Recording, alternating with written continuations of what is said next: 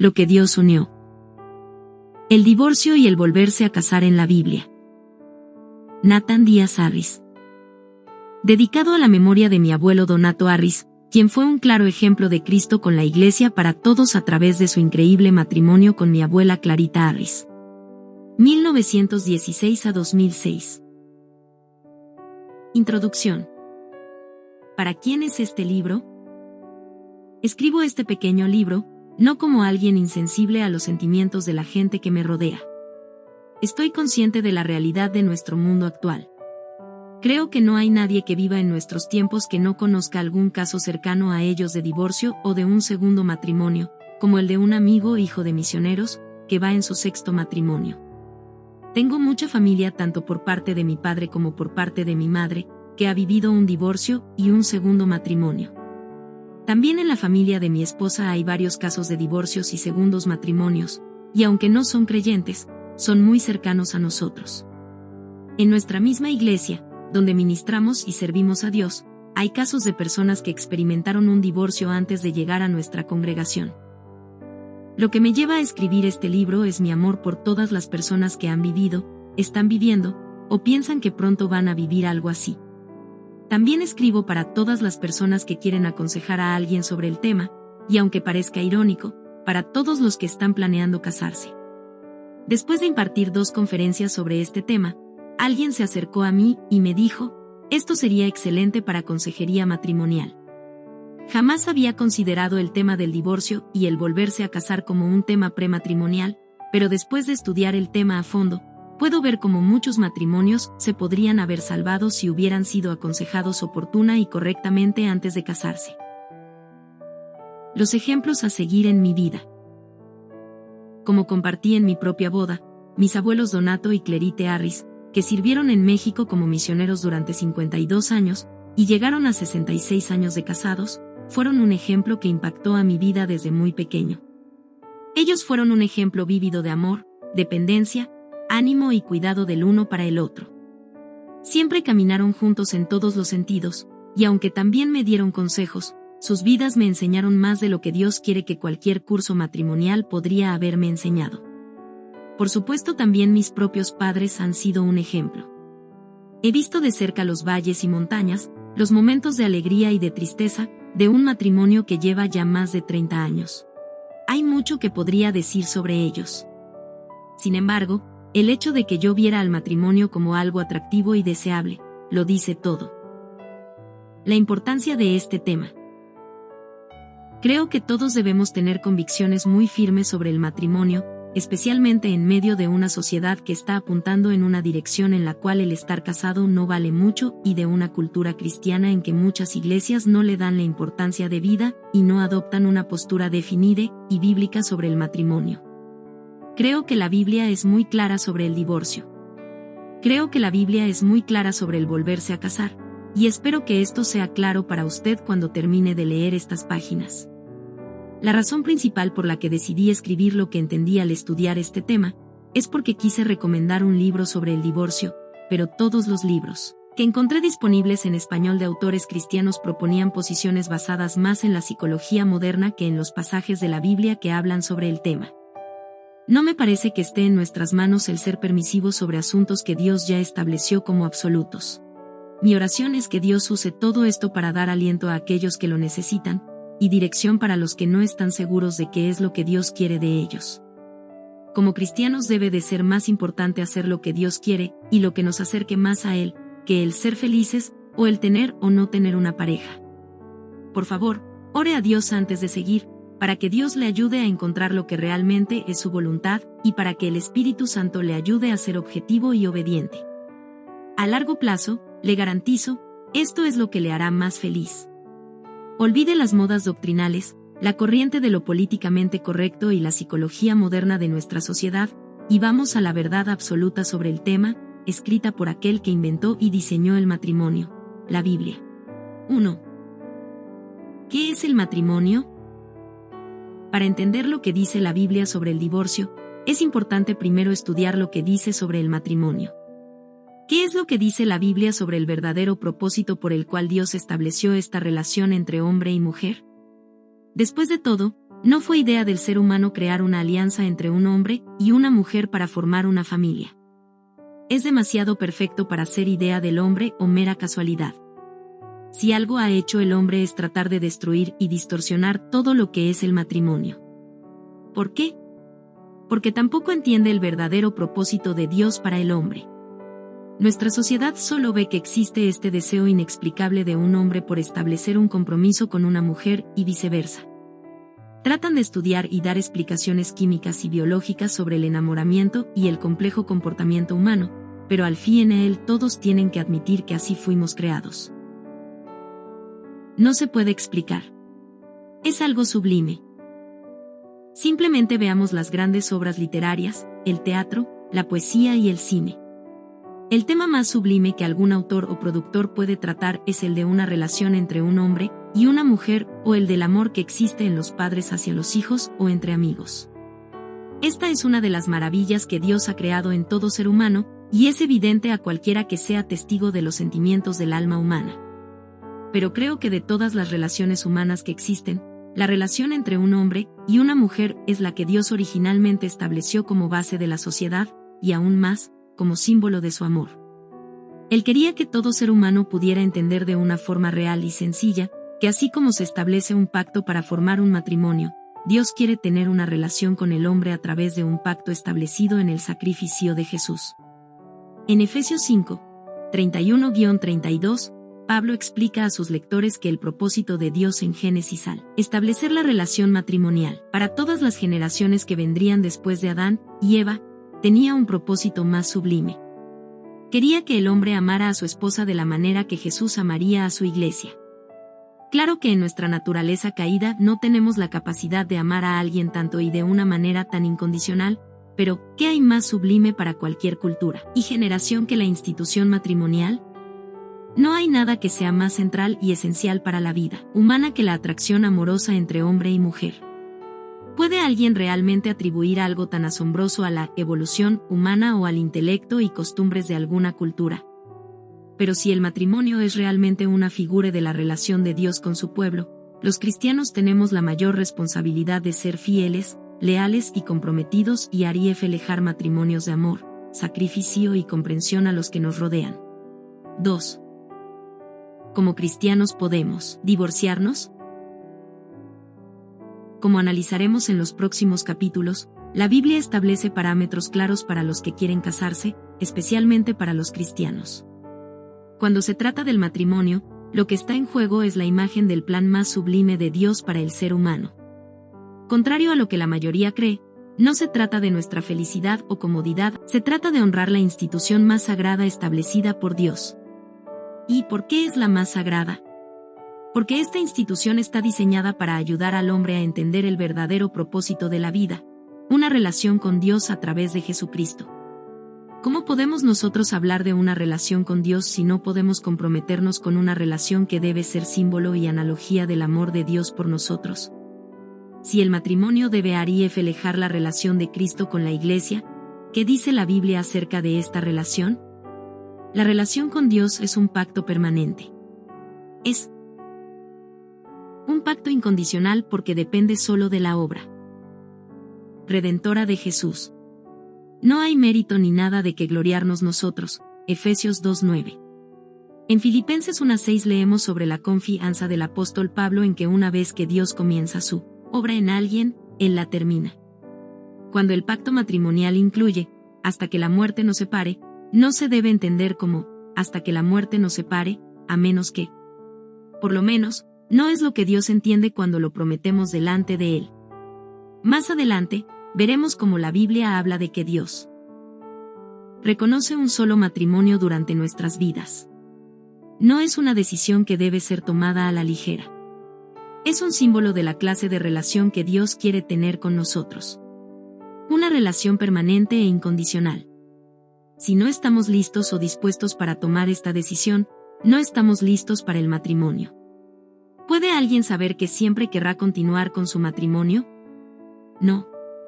Pero todo el que se casa debe estar consciente de que el compromiso que hace es permanente, aunque no sea fácil. No creo que haya ningún casado que pueda decir que el matrimonio es fácil. Pero la vida que Dios quiere para nosotros no es fácil, aunque sí altamente gratificante.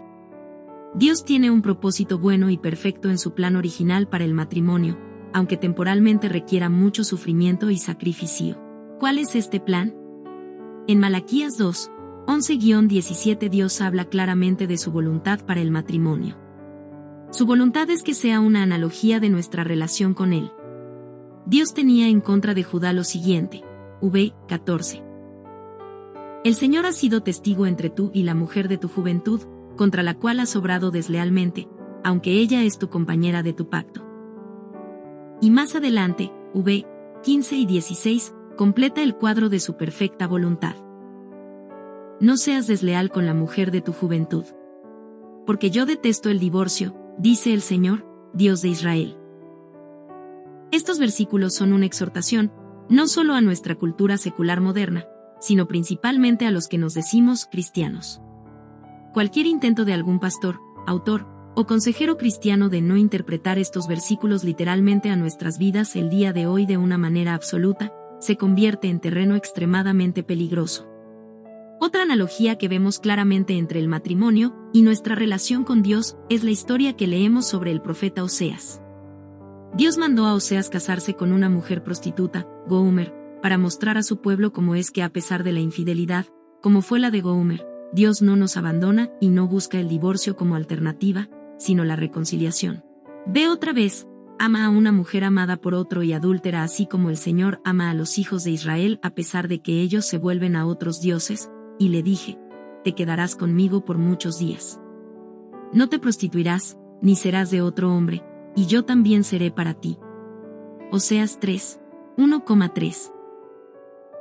Todos los que estamos casados y los que están planeando casarse, debemos creer que lo que es bueno para Dios es bueno para nosotros, eso es parte de la fe.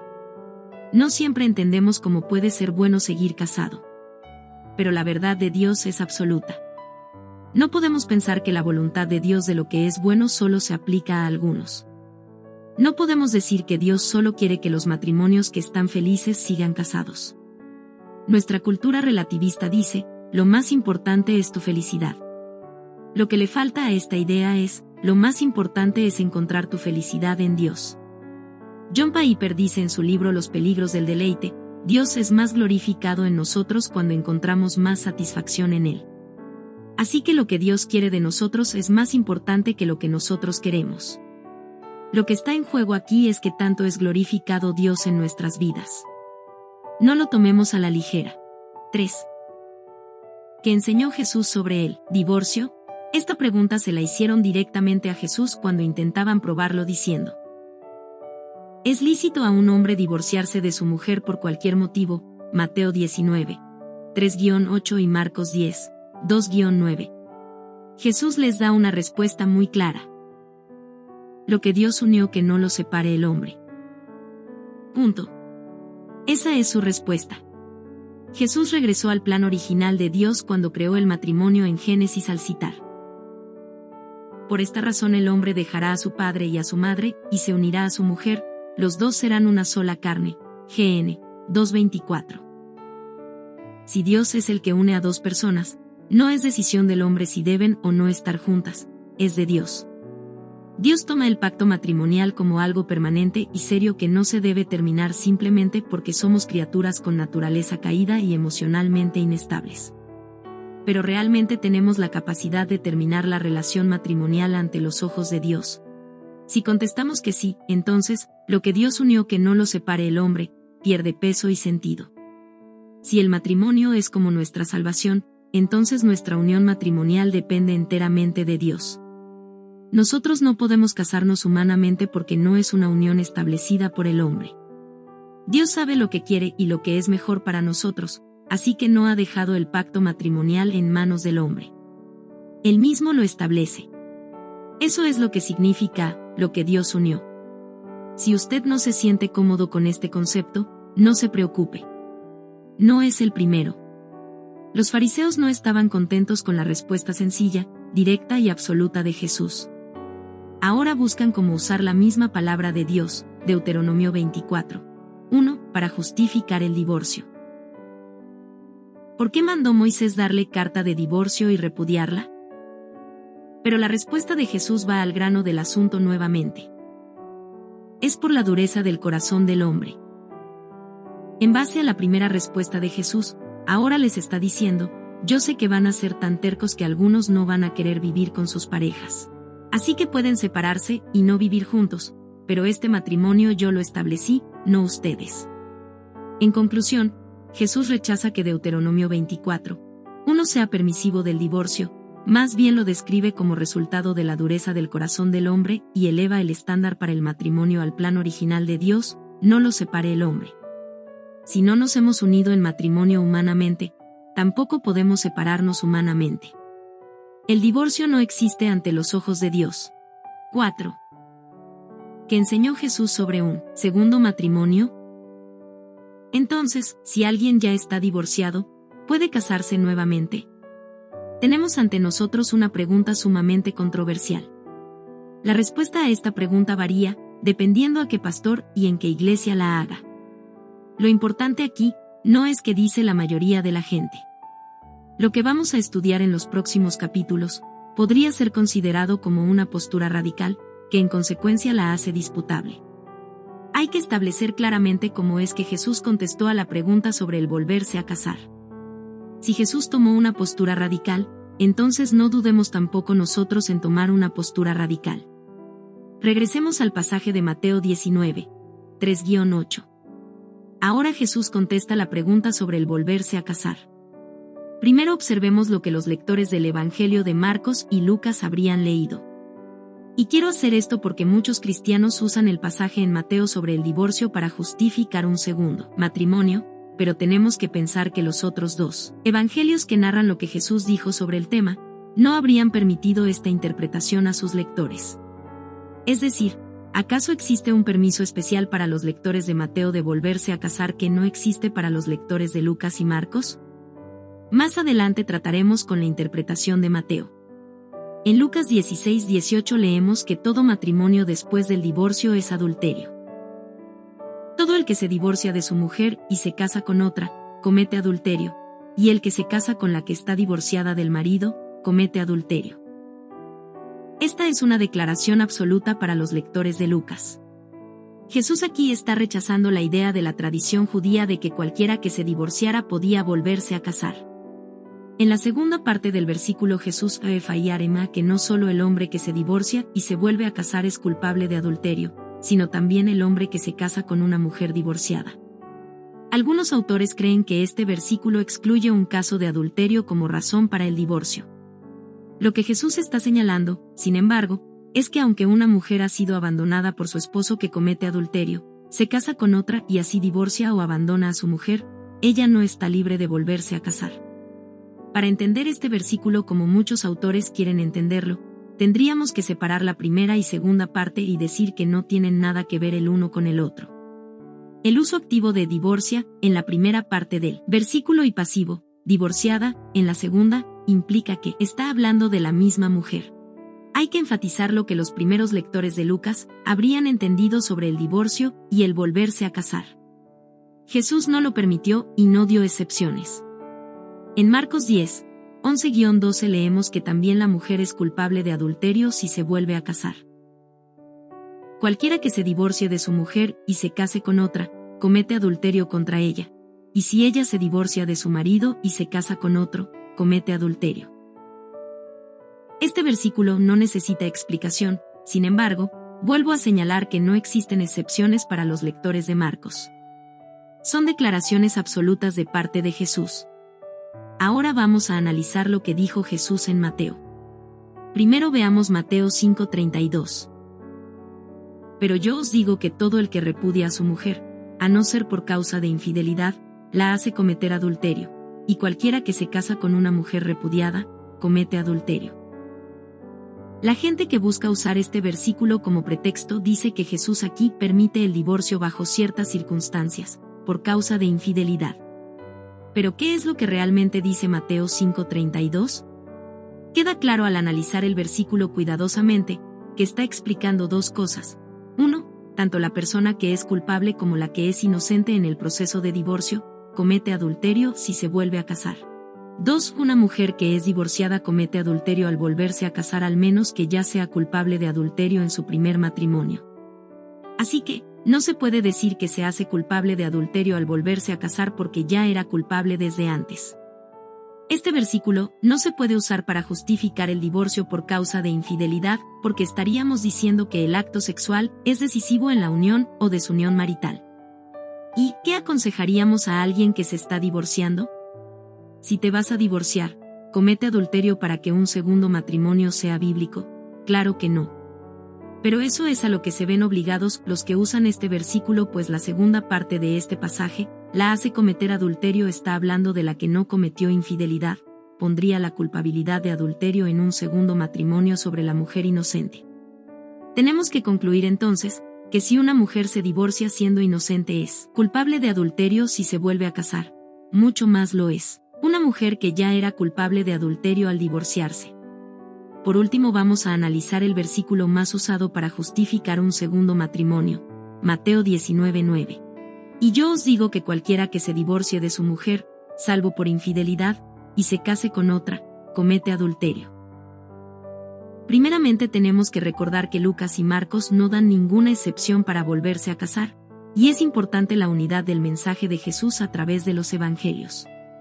Así que, ¿a qué se refiere Mateo cuando dice, salvo por infidelidad? Lo primero que debemos notar, es que la palabra en griego que usa Mateo para infidelidad, es porneia. Esta palabra suena parecida a pornografía. Porneia es una palabra que se usa en el Nuevo Testamento para diferentes formas de relaciones sexuales prohibidas, pero normalmente se toma como fornicación o incesto, 1 Corintios 5:1.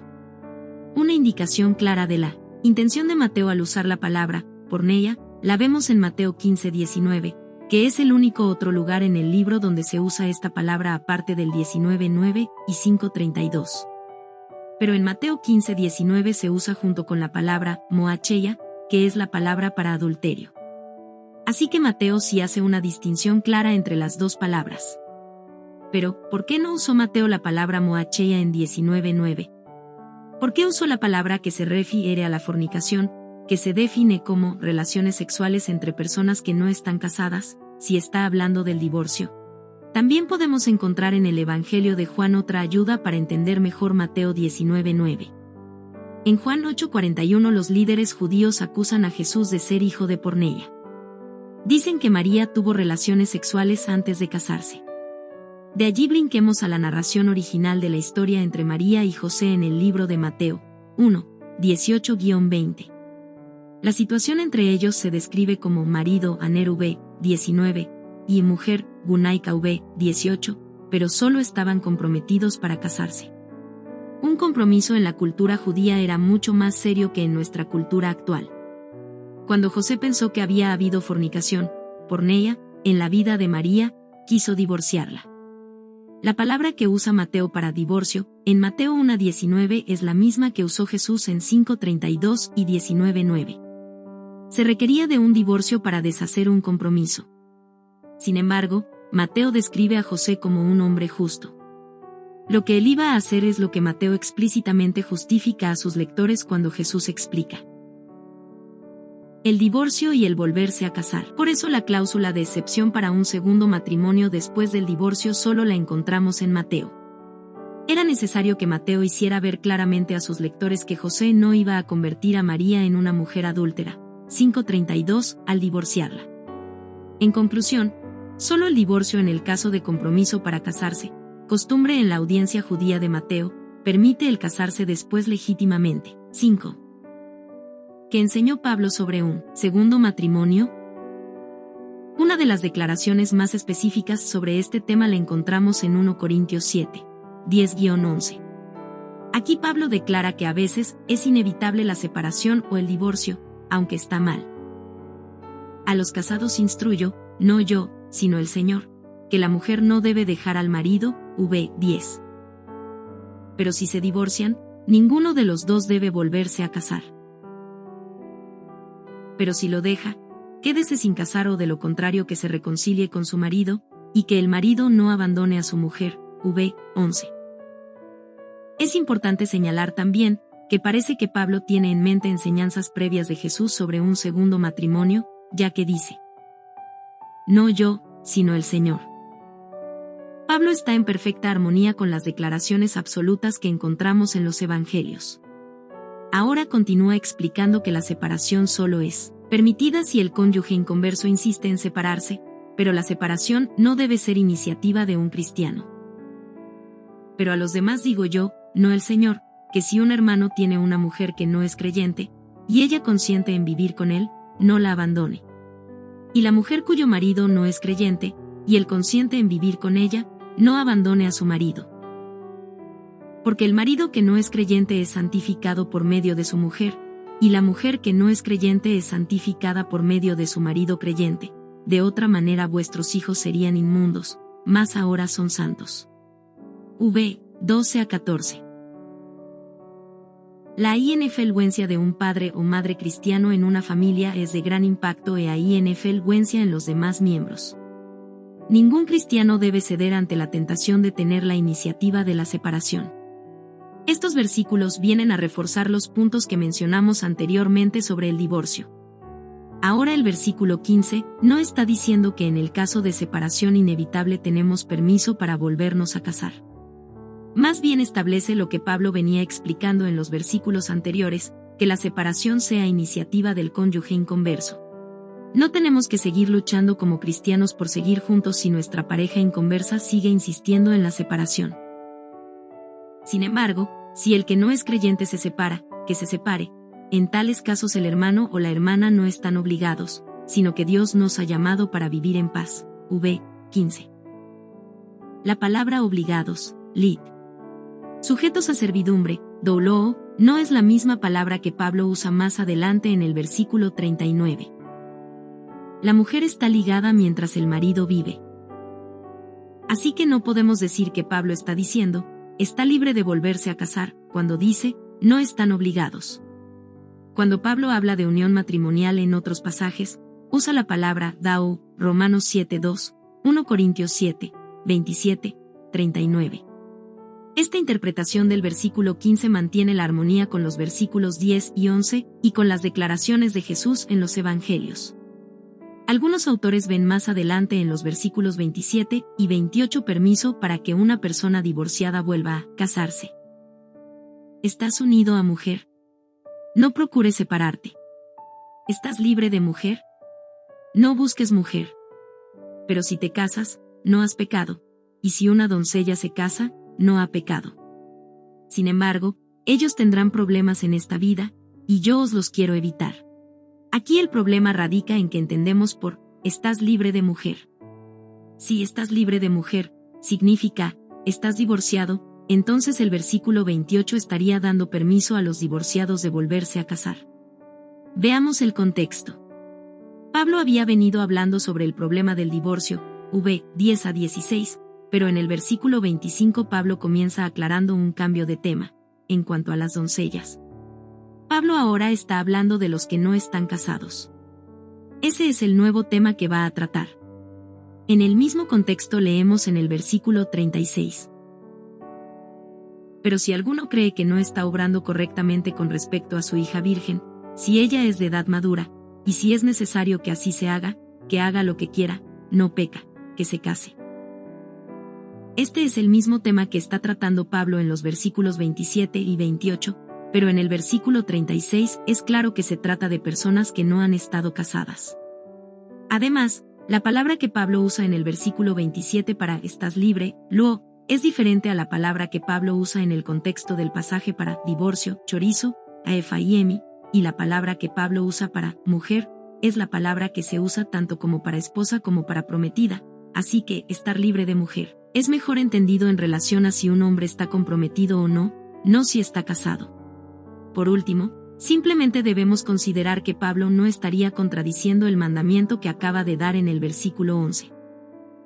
Pero si lo deja, quédese sin casar. Así que, ¿cuándo está permitido el volverse a casar? En dos pasajes diferentes Pablo hace declaraciones absolutas sobre cuándo y cómo es legítimo volverse a casar. 1 Corintios 7:39 dice: La mujer está ligada mientras el marido vive, pero si el marido muere, está en libertad de casarse con quien desee, solo que en el Señor.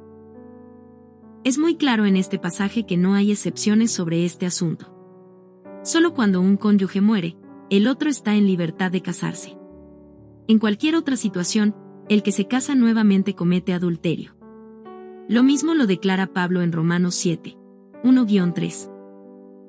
¿Acaso ignoráis, hermanos, pues hablo a los que conocen la ley, que la ley tiene jurisdicción sobre una persona mientras vive?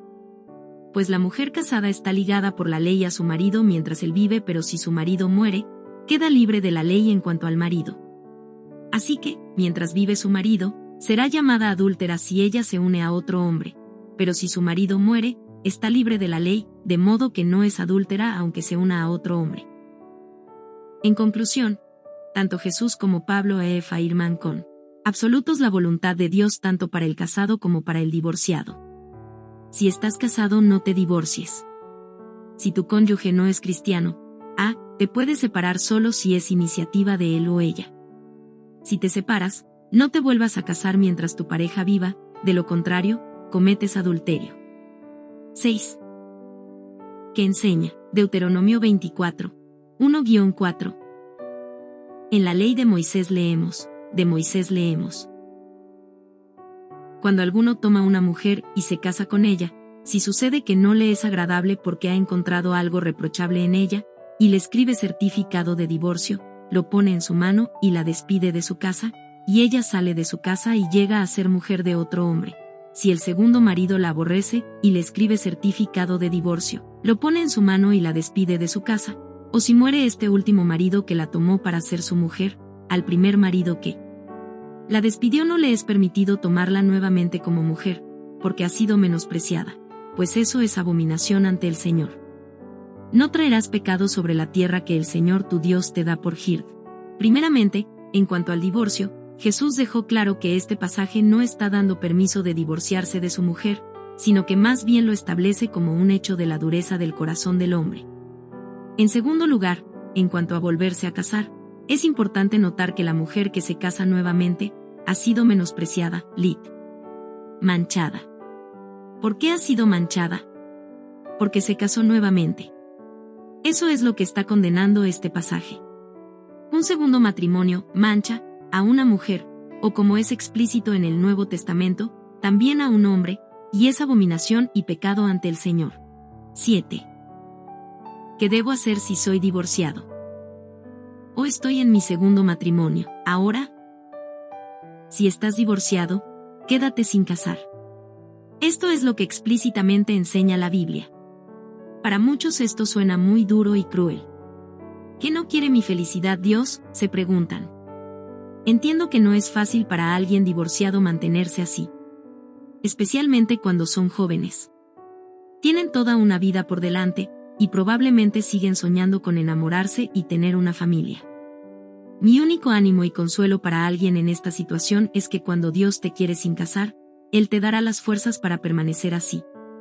En Mateo 19, 10-12, los discípulos le dijeron a Jesús que sus reglas sobre el matrimonio eran difíciles de seguir al grado de decir que es mejor no casarse. Pero Jesús les dijo que a los que les ha sido dado, lo hagan por causa del reino de los cielos.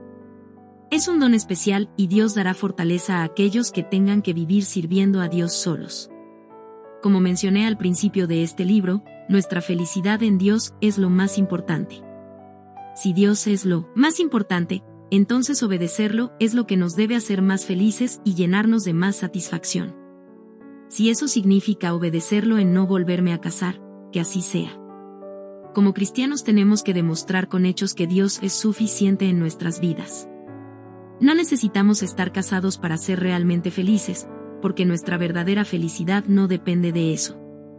Depende de Dios. Y Él siempre estará con sus hijos. Especialmente confortará a aquellos que buscan honrarlo obedeciendo su palabra, la Biblia. Para los que están en su segundo o más matrimonios, reconozcan la verdad absoluta de Dios. Es decir, reconozcan que el volverse a casar fue pecado y que no es lo que Dios quiere de nosotros. Creo firmemente que Dios puede perdonar nuestros errores y ayudarnos a comenzar de nuevo. En su gracia y misericordia, puede usar un segundo y hasta muchos más matrimonios, para su honra. Pero es importante reconocer el pecado delante de Dios. Cuando una pareja comete fornicación, pero reconoce su pecado delante de Dios, Él les da la oportunidad de experimentar el perdón y restaurar sus vidas. Creo que en el adulterio es igual. Un segundo matrimonio puede permanecer casado, y Dios honrará esa unión si reconocen su error y piden perdón. En Deuteronomio 24, 3,4, leemos que Dios no quería que la mujer que se había vuelto a casar regresara con su primer pareja. Esto parece indicar que aunque ha sido manchada por volverse a casar, Dios puede considerar esa segunda unión como un matrimonio válido ante sus ojos. Aquí es oportuno señalar la advertencia de Pablo en Romanos 6, 1-2. Perseveraremos en el pecado para que la gracia abunde. En ninguna manera. Nunca será bíblico el consejo de volverse a casar, pues es pecado, pero en el caso de personas que ya están viviendo en esa situación y reconocen ante Dios su desobediencia a su voluntad pidiendo perdón, pueden vivir tranquilos delante de Él sin considerar su unión sexual como una relación adúltera. Y para aquellos que no reconozcan que un segundo matrimonio es pecado, rendirán cuentas delante de Dios de no tomar su palabra literalmente. 8. Que aconsejar a los que están experimentando separación, divorcio, o se han casado de nuevo. Es difícil saber cómo aconsejar a tantas personas viviendo una gama tan grande de situaciones complejas en relación al matrimonio. Hay personas que sufren maltrato físico, otras descubren que su pareja era homosexual, otros viven infidelidad de parte de su cónyuge, y otros viven abuso emocional. Lo importante para alguien que ha experimentado la salvación y justificación de Dios, es que muestre misericordia y perdón.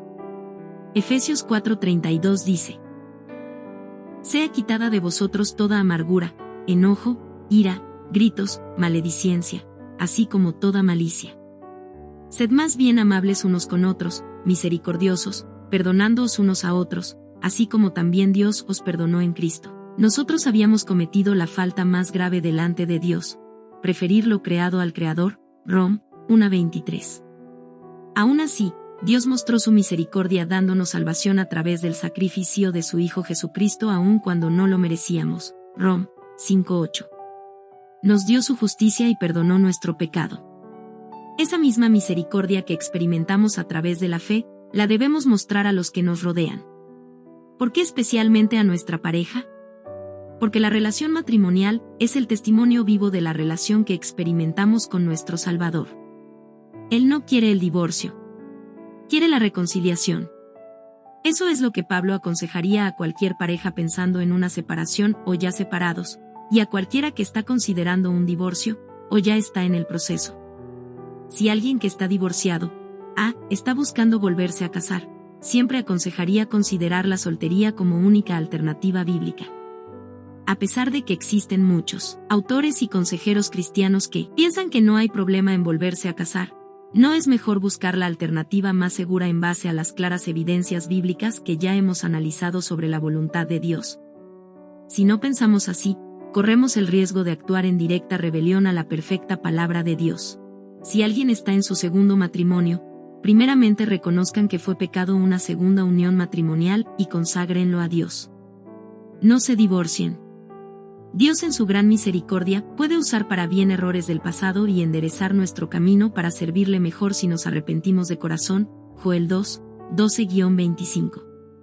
Creo firmemente en el poder milagroso de Dios para usar nuestros errores para sus buenos propósitos. Romanos 8:28.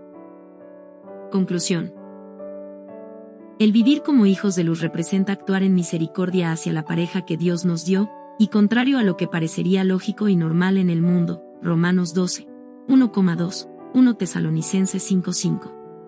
Ni el divorcio, ni el volverse a casar después de un divorcio deben ser opciones para los que hemos nacido de nuevo. Si no, ¿cómo impactaremos una sociedad que quiere ver a los que se dicen cristianos, que vivan vidas realmente diferentes y hagan que ellos también glorifiquen al único Dios? Así brille vuestra luz delante de los hombres, para que vean vuestras buenas acciones y glorifiquen a vuestro Padre que está en los cielos. Mateo 5:16.